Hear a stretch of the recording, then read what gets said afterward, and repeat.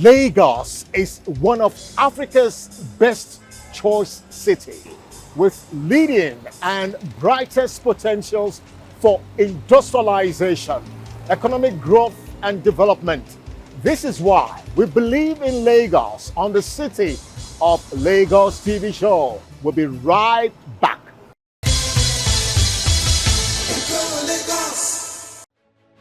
One city that makes news headlines across the global continent is the city of Lagos. So, what's new on Lagos Update? Let's find out on the City of Lagos TV show on TV Nigeria.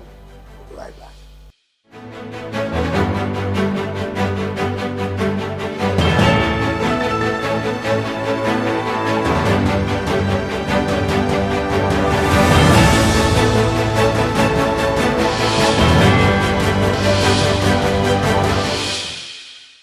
And now to Lagos Update.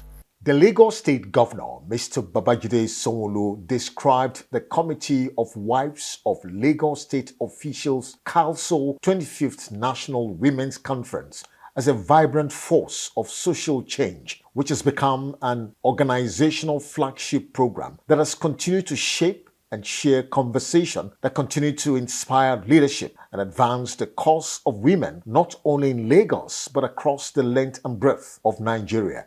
Mr. Governor, who made this remark as the chief host, noted the relevance of the theme of the conference and value of CALSO as a visionary organization that is inspiring generations. Today, we gather not just to celebrate a milestone, but to honor women whose vision, whose strength, whose service have defined this remarkable journey. And so as we reflect on this, your Silver Jubilee, we must appreciate that CALSO's enduring strength lies not only in its program, but also in the values that it represents. A value of compassion, values of collaboration, and very critically, continuity. The women who began this journey have handed down a vision that continues to inspire women to be new leaders, innovators, and to be real change agents. Indeed, if you look at the themes of this year's conference, 25 years of visionary legacy, inspiring the next generation.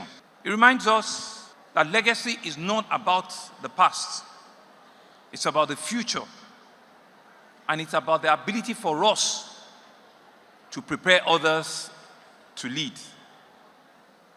As the saying always goes, it's not in how many leadership skills you have, but in how many new leaders you are able to birth. Earlier, the governor's wife, Mrs. Kodiana Ibijoke Sanwo-Olu, reeled out the special style adopted by CALSO for this year's conference to create an impact using various eras. CALSO, like I said, is celebrating its 25th anniversary, and we celebrated in a special style. We used the eras starting from the Mobolaji Johnson era, the military governors that served throughout that time, up to the point of when Governor Tinubu came in, Fashola era, the Ambode era, and the Sanwo-Olu era. Those eras were formed to make it easy for us to execute various projects to mark and celebrate our 25th anniversary. For the Johnson era, they embarked on projects that had to do with people with special needs, visiting the orphanages, empowering the people in the orphanages, donating equipment, and they got a lot of support from the Ministry of Women Affairs, the chairman, the female chairman, and many sponsors out there. For the Tinubu era, their project had to do with visiting the rehabilitation centers in Lagos State. We visited the Isheri Rehabilitation Center for Boys, the Tajuddin Olusi Rehabilitation Center for Girls in Ajah, and the Rehabilitation Center in Owutu, Ikorodu, where they carried out some renovations and also tried to encourage the rehabilitees by empowering them with some trainings. All this was done in collaboration with our ministries, Ministry of Women Affairs, Ministry of Agric, Ministry of the agency, Lagos Parks and Gardens, Lagos Lasiema, and Water Corporation. The Fashola era, they did something similar. The Sanwo-Olu era, what they did was to go around the different divisions of Lagos State, engage in doing environmental sanitation. They were at Agege, they were at Mushin, they were at Epe. Those are areas I remember.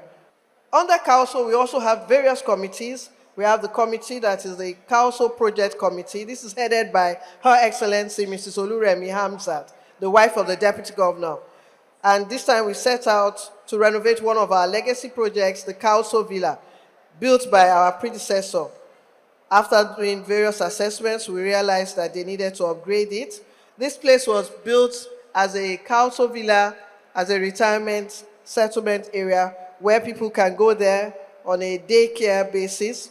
President Bola Ahmed Tinubu's wife, the First Lady, Senator Remi Tinubu, who happens to be the Grand Patron of CALSO, equally sent her goodwill message. As you all celebrate this milestone, may your passion be renewed for greater service to our beloved state in the years to come.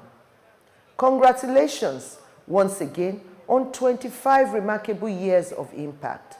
God bless the Committee of Wives of Lagos State Officials, CALSO. God bless Lagos State. God bless the Federal Republic of Nigeria. The recently conducted special one-on-one interview by Lagoko press members with the Honorable Commissioner for Information and Strategy, Benga Omotosho, gave clear insights into various strategic, innovative efforts, purposeful policy initiatives, and progressive agenda of the Babajide Sanwo-Olu-led administration. The Honorable Commissioner spoke confidently with a reassuring tone on the completion of virtually all key projects by Governor Babajide Sanwo-Olu-led administration before leaving office. Mr. Babajide Olusola Sanwo-Olu and Dr. Kadi Obafemi Hamzat do not abandon any projects. All of the beautiful projects that you are seeing that we have started, we are going to complete them. The new Mercy Street Hospital is almost completed. What is left is what I can call finishing touches. By next year, that hospital will be commissioned. There's also the General Hospital in Onitsha. That one to work is going on there as I speak with you now. And no doubt it's going to be completed. Some of our food ops, they are already completed and then we will commission them very soon. The one in Etiosa and some other ones, they are already completed, like the one you have in Mushi. So the food and logistics of itself, the major one that we have in Epe, that one is also going to be commissioned early next year, if not later this year, early next year.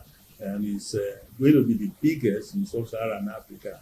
And to tell you the kind of excitement that we have over it, it's the kind of hub that can store food that, God forbid, should there be famine in the land, can feed like 5 million Lagosians at least for 3 months. And if there is so much food inflation, prices are going up, if you release some of the items that you have in the logistics of can depress prices. So it's a kind of facility that should excite all of us. So I'm talking about some other projects like roads that we have started. All of them are going to be completed. I do not see anyone that may be so big that we won't be able to complete. You know, those hospitals, the second phase of the blue line, that one work is still going on there, and then another phase of the red line too. So all of these are going to be completed before Mr. Sanwo-Olu leaves office. And of course, the green line, as I speak with you now, the meeting is going on. on that, it will be also started, and then everybody will see appreciable progress, if not completion, before we leave office. So there is nothing that we are doing now that we are not going to complete. The housing project, you guys are with us about a week ago in Badagry, where we commissioned the Ajara housing project. That of Otedola is also ready. Otedola is almost ready. So all of these projects, they are not projects that we can abandon. It's not in the DNA of APC administration to abandon projects. And they are projects that we are very proud of, and government is going to complete them, either in housing or in net or in infrastructure, talking about roads and the rest of them. No project is going to be abandoned. Very soon we are going to commission what I can call the biggest school anywhere in West Africa very soon, and it's going to be commissioned in a place that all of you know that you will not even feel that you have will ever have that kind of facility in Ajegunle. It's a massive school that is something that one can describe as amazing, as a wonderful, as magical, you know. So there's no project that will be left. On the much awaited relocation of Mile 12 Market, Computer Village, and Lagosians Spare Part Market because of their perceived challenging environmental impact, the Honorable Commissioner, Mr. Gbenga Omotosho, has this to say. Lagosians, you can all see that the very first question here was about people in a trade fair who have been asked to be lawful and not to embrace illegality, and that some people are reading ethnic meanings into it. I'm sure if the government goes into Lagosians now, they will also begin to sing the song of ethnicism. They will also begin to parrot ethnicism. Whereas disaster does not know any color. Disaster does not know any ethnic group. Disaster does not know any religion. If you don't plan well and then disaster comes, it attacks everybody, it affects everybody. So if you have a place like that and then government comes in there to ensure that things are done the way they should be done, there's no city anywhere in the world that you go to and see the kind of thing that we are seeing in some of the places that you guys have mentioned. That of a computer village, I think government was there about a month ago to do a kind of advocacy and to meet with the people and to tell them why they must move. And where they are being taken to, I think Katangwa in Abule Egba, the contractor working on it is also working. I remember that he was not moving fast enough, and Mr. Governor directed that that contract should be terminated and given to another contractor who I am told is doing very well now.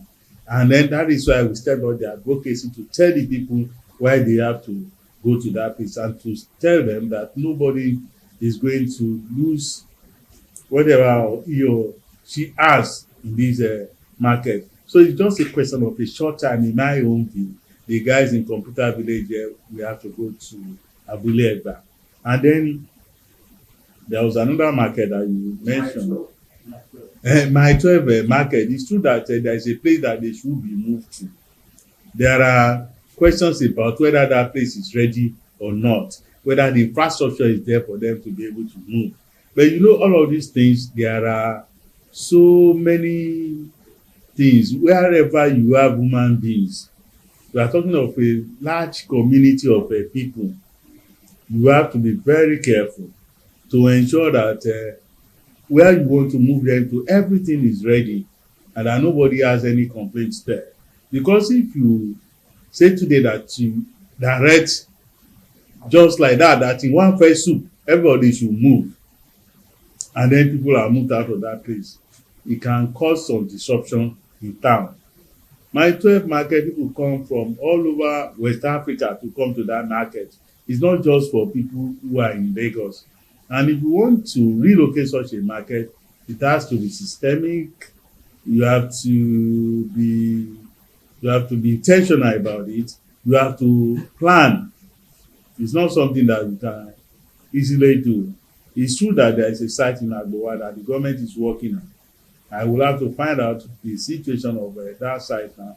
But like we have observed, it will be very difficult in the nearest future to allow the market to be where it is now.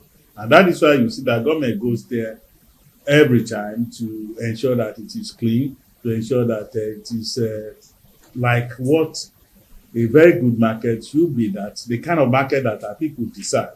And that is why at times when they don't clean the market, the Minister of Environment goes in there to block it off. And then they come back to beg to put certain things in place. And they get the place open, and then there is peace before, again, the human element comes in. So I feel that the question is very valid, and that government is not forgetting what is planned. Look at Okobaba. Okobaba took almost 12 years or so, or more than 12 years, for those people to be moved. The government ensured that where they moved them to, I think in Agbowa, Ikosi too, that the place was conducive for their trade. The place was made ready for them. They put all the infrastructure in place before they asked them to move. Just for government to show that it's committed to the welfare of everybody, and that if they're asking a group of people to move, it's not because they want to punish those people, but it's because they want to do the right thing. They want to do the things that are befitting of the stature of our people. They want to do things that are convenient for our people, and the kind of thing that people can see and identify with the city like Lagos.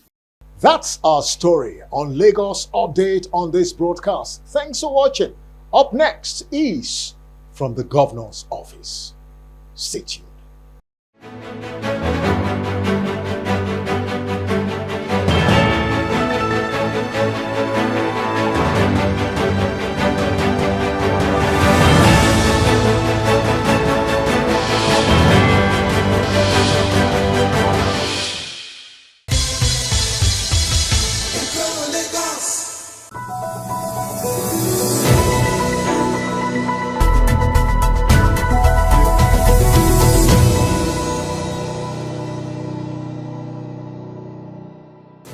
Governor Babajide Sanwo-Olu is no doubt an advocate of progressive change. This is evident in his administration's consistent and persistent determination to build a resilient and sustainable Lagos through inclusive governance, strategic alignment, partnership, and collaboration to transform the destiny of this great city, Lagos, and of course, its citizenry, Lagosians. These are evident in recent official engagements of Mr. Governor. So let's talk good governance from the Governor's Office platform on the City of Lagos TV show.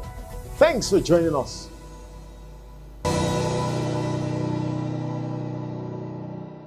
So let's bring you the first story from the Governor's platform.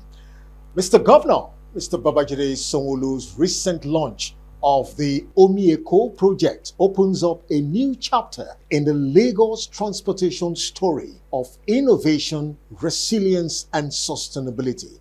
For Mr. Governor, the initiative puts Lagos at the forefront of leading Africa in building a sustainable, connected, forward-thinking water transportation ecosystem. For centuries, water has defined the rhythm of Lagos, from the bustling trade canoes of our ancestors to the ferries that guide access on our lagoon today. I told my French visitors that Lagos colony had been in existence before the amalgamation of Nigeria in 1914, and that colony was crisscrossed by water, by creeks. Our story has always been written on the water. But history is not just what we inherit, it is also what we choose to create. And so today, we launched the Oyedepo project, which means Water of Lagos. We choose to create history anew. This is not just a project unveiling, it is a bold statement that Lagos will lead Africa in building a sustainable, connected, forward-thinking water transportation ecosystem. From the congested roads to Blue Highway, every Lagosian knows the frustration of traffic, and you saw some on the screen right now, a couple of minutes ago. However, fewer members remember that Lagos began as a network of islands. It was knitted together by water. 1/3 of Lagos actually is still by water. Long before the bridges connected us, the creeks that connected us. Boats carried our dreams. Boats were used to deliver our goods and people across the lagoon. And more recently, we have been deliberate about returning to those roots. Not nostalgically, but strategically. Under our Teams Plus agenda, we identify water transportation as a critical level for transforming urban mobility. And step by step, we have laid the foundation for today's leap. We expanded our omnibus fleet into very modern ferries. We had safe ferries that were designed with comfort and efficiency. It was used at easing the pressure on our congested roads. We established Africa's first waterways monitoring and data center. Is behind there somewhere, ensuring real-time visibility and enhanced safety across our waterways. We grew our waterways security personnel from 40 to over 100. They are all well-trained, well-kitted, well-motivated. They are protecting commuters and are strengthening public confidence. And like everybody said, just 2 weeks ago again, Lagos captured the world by sheer imagination of hosting the first Africa's first electric power boats race, the E1 series, on this same 5 cowrie creeks, demonstrating that clean innovation and the Lagos ability can powerfully coexist. And each of these milestones was not just an isolated act. They are rebuilding blocks that we will unveil today.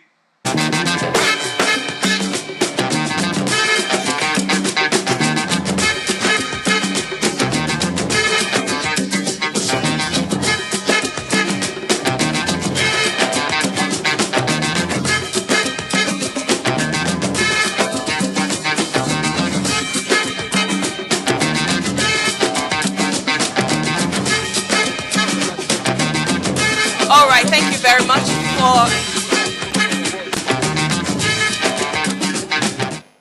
The commissioning of an ultra-modern state-of-the-art library named in honor of Governor Babajide Sanwo-Olu in Lagos State University, LASU, is indeed an historic testimony and one of the most enduring legacy his administration has bequeathed to the students of LASU. The governor, in his speech, noted that the library complex, considering its various unique facilities and infrastructure, stands as a testament of the state's unwavering commitment to intellectual empowerment. It is with deep humility and a profound gratitude that I stand before you here today. Not merely as your governor, but as a lifelong advocate, as a proud son of this soil, on the land in which possibilities, ideas will continue to birth. The moment is deeply personal for me, not because this edifice will bear or has borne my name, but because it represents the very ideals that have shaped my journey, and I'm sure a lot of journeys here. The belief that education is always a bridge between potentials and purpose. Education is what transcends just knowledge, is the most enduring legacy any generation can bequeath to the next. Today, We gather not just to commission a building, but to celebrate an idea. The idea that learning transforms destinies, and that libraries, though made out of steel and stone, are truly built with dreams and determination. And so you can see that indeed it's a beautiful edifice, but like beyond just the edifice is what it represents. It's what it will birth. Is the idea that this university continues to create. The Babajide Olushola Sanwo-Olu Library Complex stands as a testament of Lagos State's unwavering commitment to intellectual empowerment. As great Nelson Mandela once said, education is the most powerful weapon which you can use to change the world. Indeed, we are using LASU as a testament to change our world. We are using LASU as a bridge for today and for generations coming behind us to change our world. And so this complex, with its digital research, with its reading lounges, with its innovative labs, and with all of the archives that it will put together, is indeed an expression of that truth, that education can be used to change the world. Earlier, the Vice Chancellor of the university, Professor Ibiyemi Olatunji Bello, praised Governor Sanwo-Olu's effort in the completion of the project and equally justified the reason why the library was named after Mr. Governor. Today marks a historic milestone in the annals of Lagos State University. We are here for the long-expected, eagerly awaited commissioning of what now stands as the largest university library in West Africa. A monumental symbol of vision, perseverance, and partnership. This remarkable journey began about 14 years ago under the administration of His Excellency, Mr. Babatunde Raji Fashola, SAN, whose government initiated the construction following a recommendation I had made during my tenure as acting Vice Chancellor in the year 2011. The completion of this magnificent structure has now become a reality under my administration as the 9th substantive Vice Chancellor.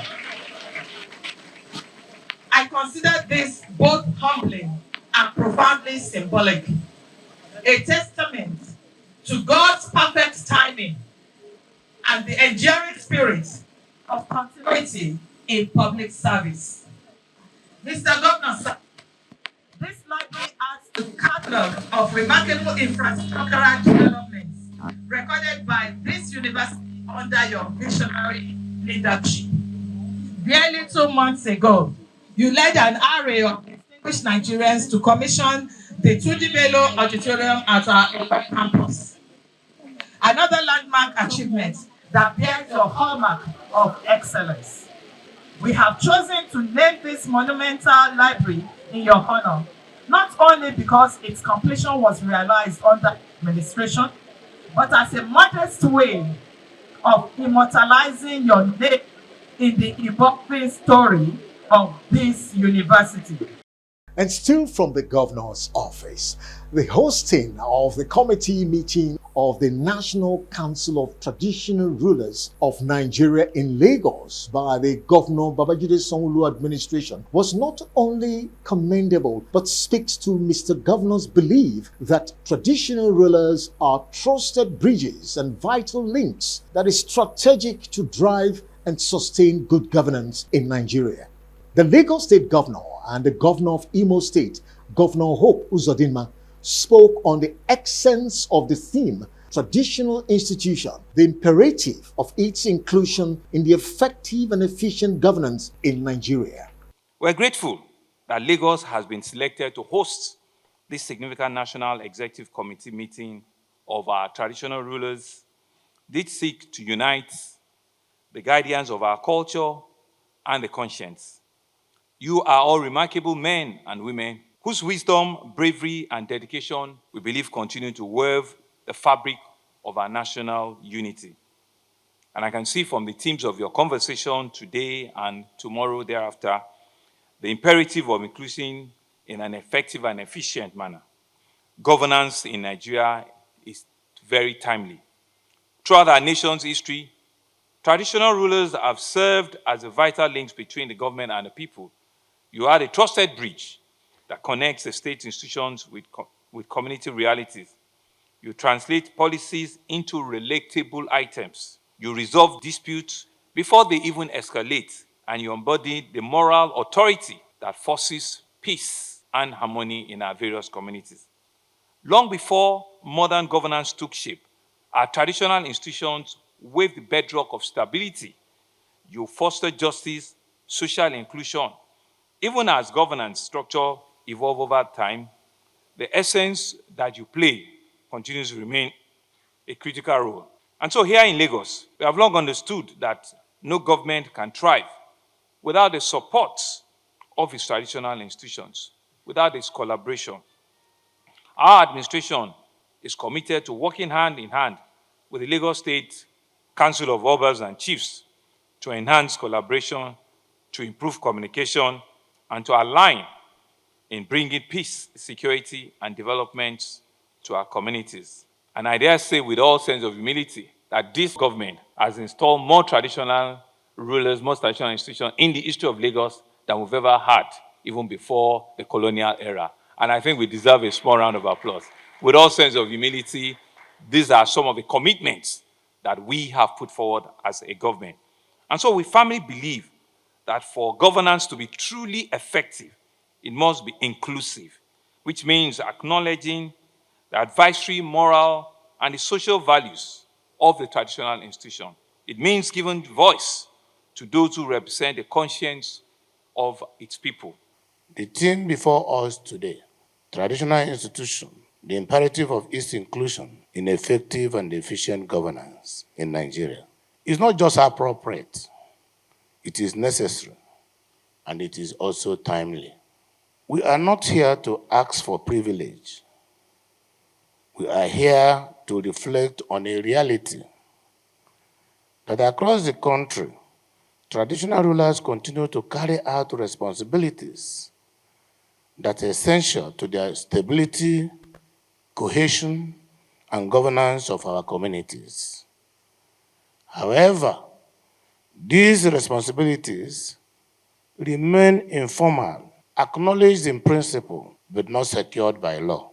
The point is that our traditional rulers have continued to play their roles, even without legal backing, and sadly, without being sufficiently appreciated.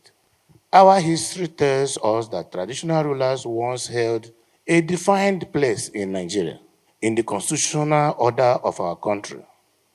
Their role was not just symbolic, it was recognized by law. Under the 1963 Republican Constitution, the Oba of Lagos was listed as an ex-officio member of the Senate, alongside other chiefs selected to represent the Lagos territory. This provision, set out in Section 34, subsection 2, line 2 of the then Constitution, gave traditional rulers direct legislative presence at the federal level.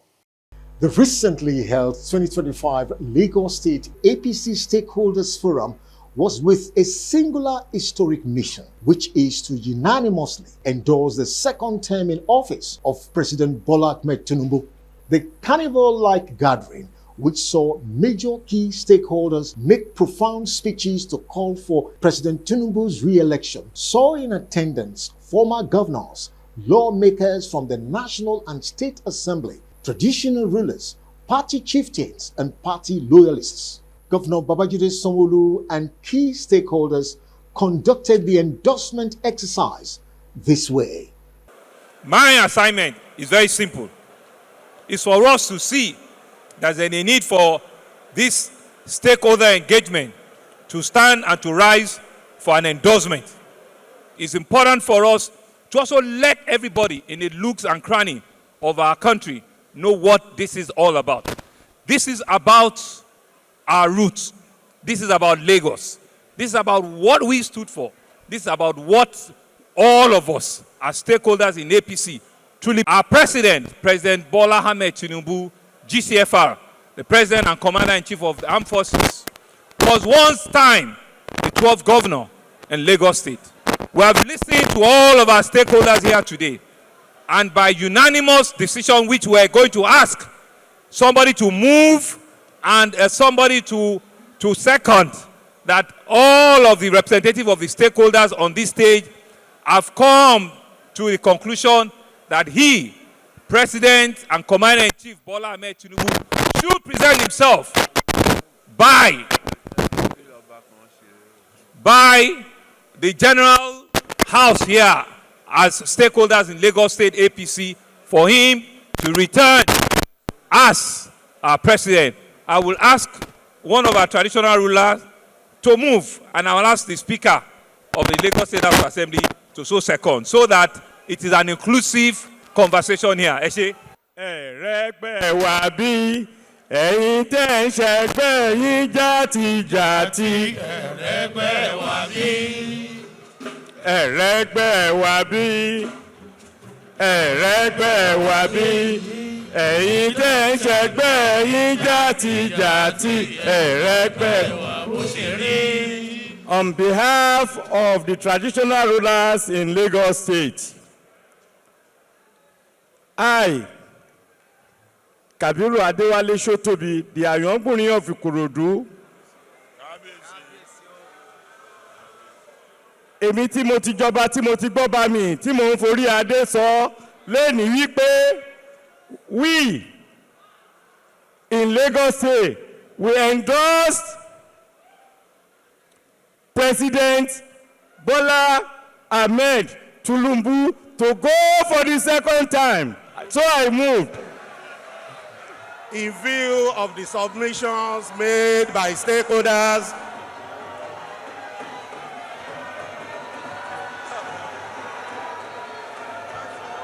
thank you.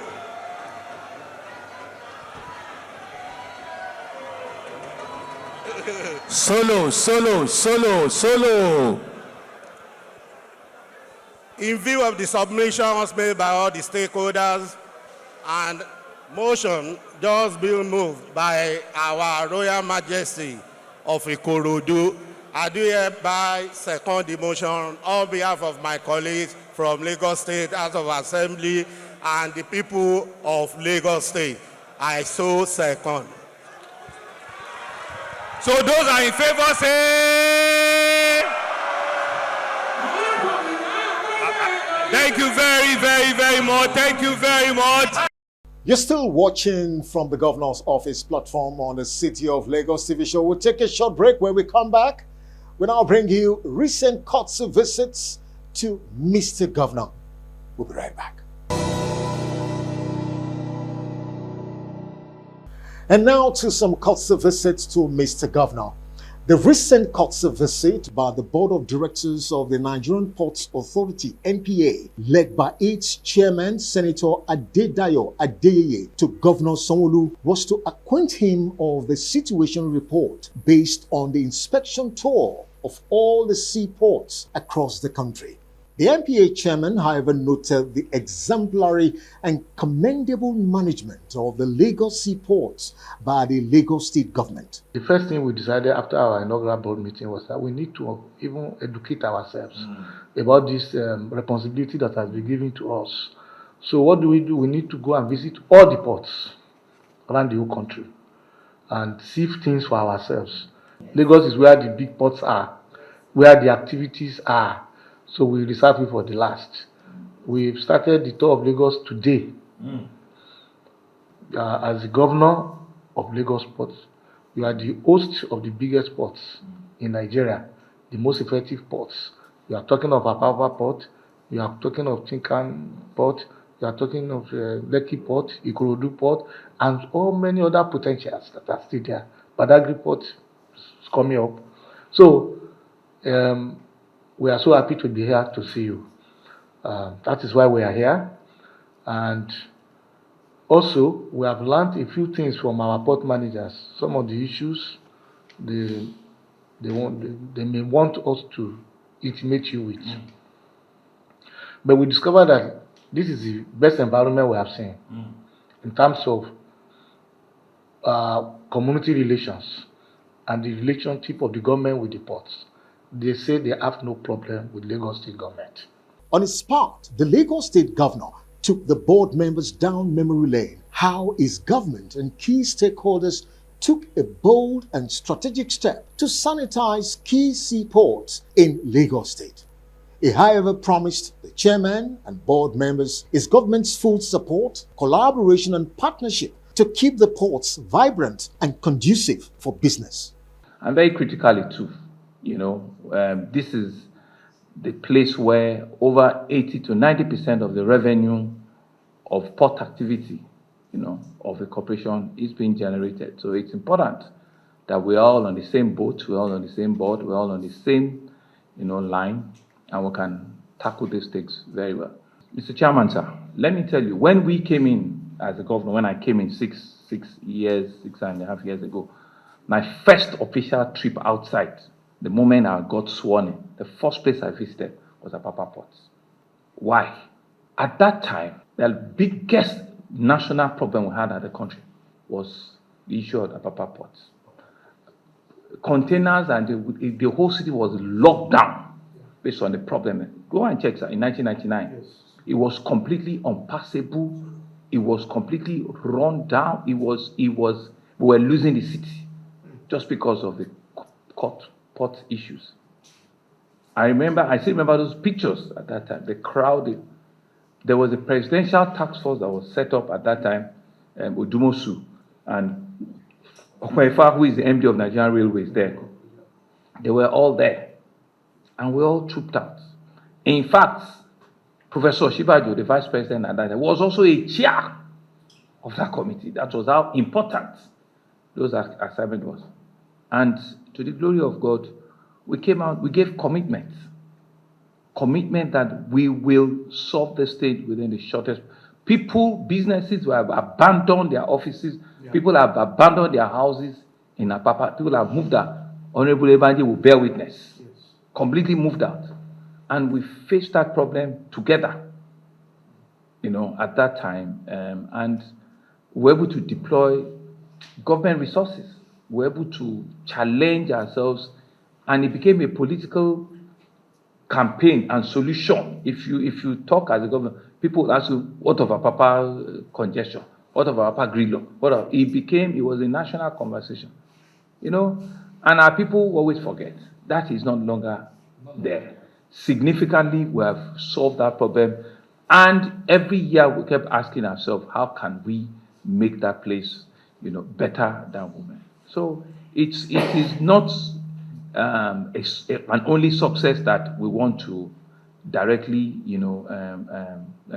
mention, but we're able to also reform and re-strategize the entire. We committed resources. Roads were built. Federal government also supported, extensively. But remember that all the 17 connecting roads, Lagos State built them. The Lagos State Governor, Mr. Babajide Sanwo-Olu, recently received in audience the Chief Executive Officer of the Small and Medium Enterprises Development Agency of Nigeria with the issue of addressing the fundamental challenges of small, medium enterprises in the city of Lagos as a key subject matter of discussion. They both bear their minds on a solution-driven approach to meet the expectations of small and medium-scale enterprises in Lagos. We at the Small and Medium Enterprises Development Agency of Nigeria, as at our last count, we had 39,654,385 nano, micro, small and medium enterprises across Nigeria. And a large chunk of them are in Lagos and operating in Lagos. These small businesses, many of them are confronted with a lot of challenges. And that's why the National MSME Council was set up. At the state level, Mr. Governor, you are the chairman of the council. We are state, we are the secretariat. At the federal level, His Excellency, the Vice President, is the chairman of the council. We are the secretariat. What we've been seeing is that a lot of small business issues you know, are coming up, and many people are just running with that, even though many of them are not valid. One being some of the demolition that was seen. But Mr. Governor, many of these issues from double taxation, His Excellency, the President has tried with the tax reforms, and His Excellency the President has done a lot of heavy lifting for us already. But many of these things we can address at the State Council of SMEs. And at that State Council, Mr. Governor, you are the chairman. Anything you say goes. We have a report that we will share with you across the LCDAs, the problems that are confronting small businesses. And it will be important that you look at this thing every quarter, and then we can decide on the way forward. The council right now is being chaired by the permanent secretary for the Ministry of Commerce.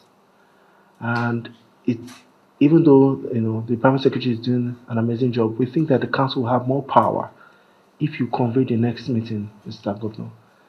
And that meeting basically would get all the stakeholders, all the business member organizations, all the cooperatives, all the trade union heads for Lagos, all of them sit together and they sit before you. We have a dialogue, and after that dialogue, we'll come up with a plan on how we want to proceed. That's our first ask, Mr. Governor. The second ask, the National Council of SMEs we convened at the Presidential Villa last year is coming to Lagos. And we cannot hold that conference in Lagos without you knowing, without coming to take permission from you, without craving your indulgence to be there. Even though we are collaborating with the Ministry of Commerce to launch something called Mile 25. Mile is the Made in Lagos experience for 25. Just creating the experience for all the people who will be coming for 30 December. From the different attractions, what they can get in Lagos when they come. We want to launch it at this conference. So someone who's coming with a kid or 5, what can your kids do during the day? What can your kids do at night? What can your kids do over the weekend? We want to create the experience for all our visitors that come to Lagos.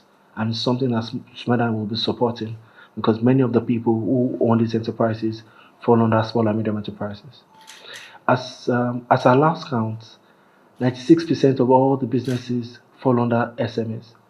And for us, we have labeled that as a billionaire. It just shows that 96% of all the businesses performing are not doing more than 1 billionaire every year. And so they fall under, so the big boys are just the MTN, the Glo, the FTN, the Nestle. Those are like 4%. Every other person falls under SMEs, which is to a large extent our portfolio. And we want to make sure that they get the best experience from people coming to Lagos in December. For us as a people, that's one strong, area government needs to put a lot of attention and be able to put sufficient resources to drive all of the activations in that place. And there's several of them. We have a very active young population that is yearning, for opportunity. Clearly, government cannot employ everybody. Clearly, all the big blue chip companies cannot achieve and cannot employ everybody. But it's only the 5 people, 10 people, 15 people, 2 people, employers. They are the ones that can truly really pick, a decent number of the unemployed people we have. And there are also, growth plan from just using our hand from very little, seed capital.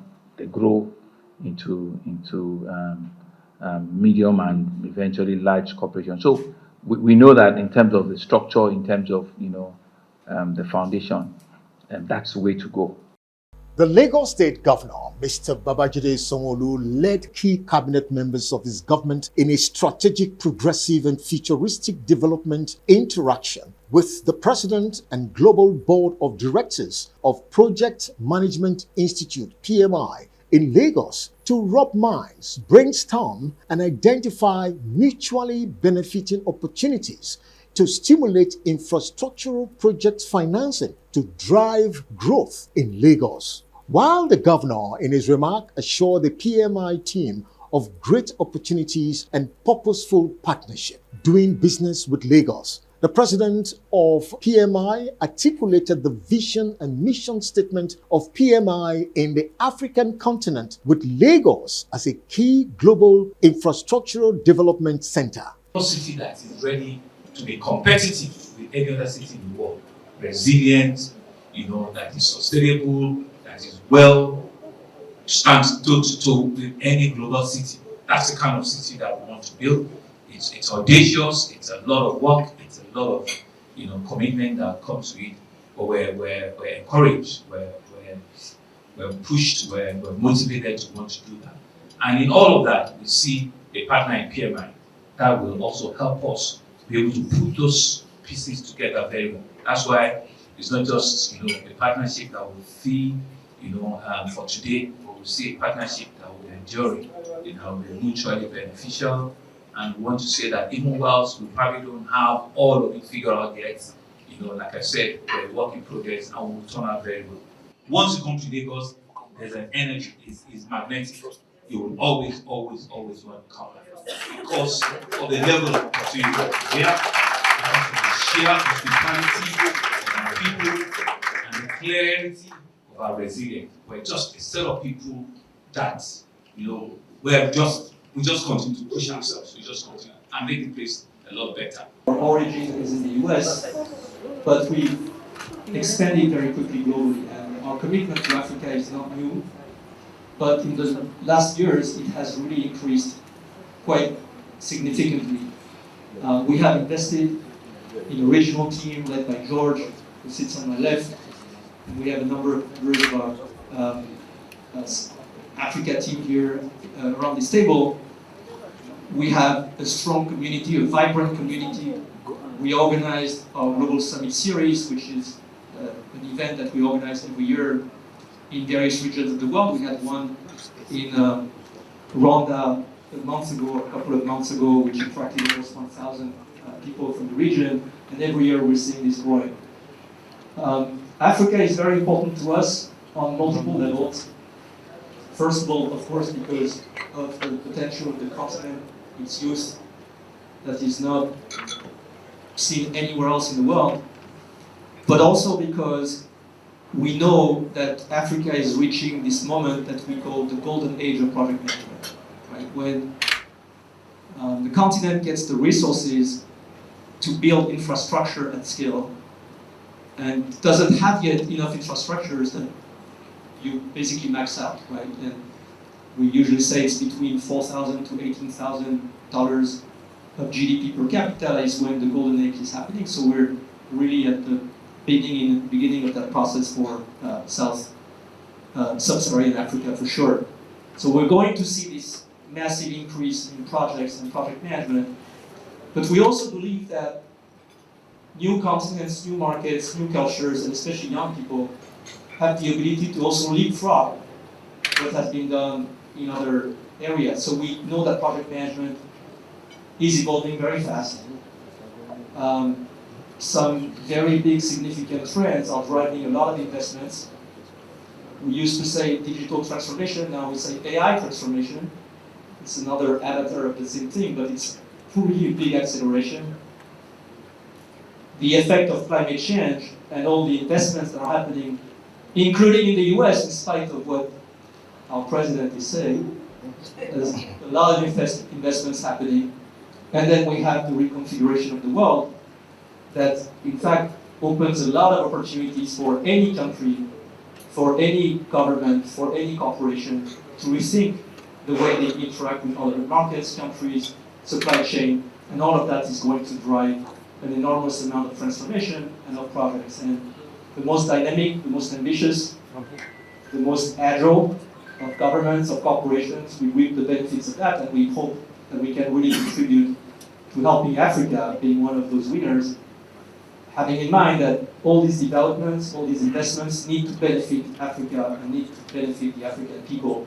And finally, from the governor's office, Governor Babajide Sanwo-Olu recently received in audience ambassadors, consular generals, and heads of missions of various European Union countries in Nigeria. In their discussion and presentations, the leader of the delegation and Mr. Governor spoke on wide range of strategic infrastructural development support initiatives from the EU and a key innovative water transportation services. Most importantly, Mr. Governor emphasized that his administration's Themes Plus agenda have had strategic impact on the state's transport system. Now a new actor in Team Europe, actually, apart from our member states, apart from the European Investment Bank. We have also the European Bank for Reconstruction and Development, the EBRD. I think I mentioned to you last time that they were going to start operations in Nigeria, based in Lagos, and now it's a reality. We met this morning the new country representative, Mr. Amsa Al-Assad. Unfortunately, he had to travel abroad just after the meeting, so he could not come tonight. But I hope that he can meet you soon, explain to you the activities of the EBRD, to which Nigeria is now a shareholder of the bank. This is not only a beneficiary country, Nigeria is also the 77th shareholder of this bank, which historically was created, when after the fall of the Berlin Wall, and now is expanding operations to a few countries in West Africa, including Nigeria. And their president of the EBRD might probably come in the next few months to inaugurate, let's say, the office, and they are starting to hire their staff. They will have some 23 staff, local staff more than anything, in the next few months. So this is, as I say, a new ace in our game, because it expands our offer of financial instruments, of loans, especially towards the private sector, with possibility of loans in local currency, in nairas, with tickets a little bit, in average, lower than the big tickets of the EIB, and of course, working hand in hand with the EU delegation, also for blending operations. First is really to thank you and to thank both the EIB, the EBRD for all of the things that we're seeing. Oyedepo, for example, it's a long time in waiting. When we started, and it was just like, it wasn't a joke, but it was like, in our team's agenda, when we have, and I was explaining to them upstairs now, when we have the first letter, which is traffic management and transportation, it wasn't just something that we liked the niceness of the word. It was something that our people said to us, Mr. Governor, you are coming in, if you want to solve our problems, from the statistics of what we did, public transportation, movement of people from one part of the city to the other, reducing travel time, solving, gridlock, it's an important deliverable. It would improve economic, activity. It will reduce, social issues. It would strengthen our life. And so it was our first pillar, but it was something that we're very, very, decisive about. And in the first few years, we said to ourselves that how would we do that and do it very, very well? So we came up with an integrated urban transportation, project, which we said that public transportation has to be integrated and must be inclusive in all means of public transportation, especially. And today, you know too well that we're happy that we've launched 2 rail projects. We've added, in public transport on the road, thousands and thousands of new buses. We apparently just brought in about another 3,000-4,000 taxis. And on the waterways, we've built about 14, small jetties and the rest of it. And so when we started the conversation of Oyedepo about 3-4 years ago, it was for us to make water transportation a better alternative for our citizens. And that's the picture from the governor's office this week. Join us on our next broadcast on TV Nigeria. Thanks for watching.